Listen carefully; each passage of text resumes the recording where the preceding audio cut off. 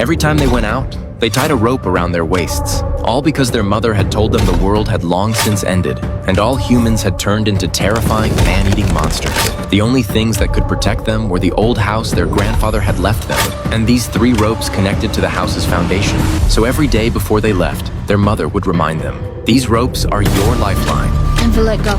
Never let go. He even managed to bag a large kangaroo. Younger brother Nolan, however, had a rough time. He immediately rushed toward the egg in excitement, but the next second, the rope proved just a bit too short. Only after confirming they weren't possessed by the monster did Mother cautiously sheath her dagger. The stranger claimed to be a backpacker traveling through the area, having followed the cries for help. He didn't believe in demons or monsters, yet encountering a living stranger for the first time left him utterly at a loss. The stranger turned to flee at the sight, but Sam paid no heed, convinced the man was the demon his mother had warned of.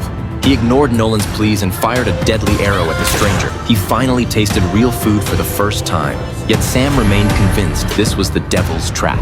With that, he retreated alone to his mother's room to stare blankly at the vanity once more. But hunger soon overpowered his resolve. Just as he stood there dumbfounded, a girl's voice suddenly echoed through the room. I'm looking for my dad.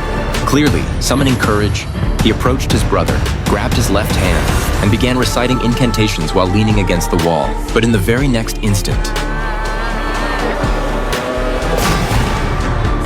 it seemed his brother was indeed possessed by a demon. He hurriedly slammed the door shut, only to find Sam inside had turned and suddenly blocked the doorway with the bed. He then lit a furnace fire and set the entire house ablaze. By the time Nolan realized what was happening, it was too late. With no other choice, he climbed onto the roof, hoping to find a way out. But Sam had already come outside. Watching his brother's helplessness, he picked up a camera and took a selfie facing the burning house. However, when the flames finally subsided, rescuers found Nolan in the cellar.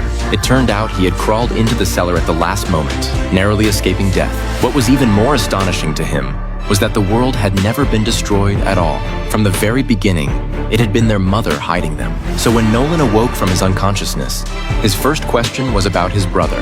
Fortunately, when the rescuers moved his body aside, they discovered Sam lying quietly on the other side of the plane.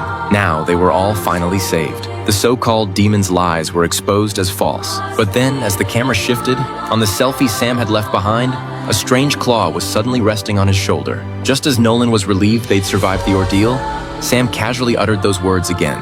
He loves me more.